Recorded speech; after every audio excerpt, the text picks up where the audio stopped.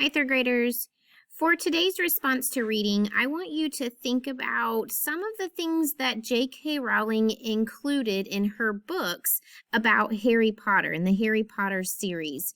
We've discussed a little bit as we've read the story, Who is J.K. Rowling, the Harry Potter series, and some of the characters and how they are from this fantastical world of wizards and how they have magic spells and potions, and maybe how they ride on brooms to play different games and things like that. So during your time today for your response to reading, I want you to think about the list of things that your class discussed.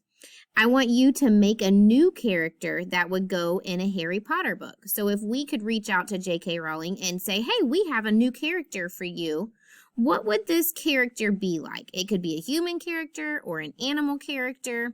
So in your reader's notebook, I want you to write 1 or 2 paragraphs describing how your character looks and tell what it would do if it were added in the book. When you're finished, go ahead and draw a picture of your character as well. Have fun with this and use your imagination.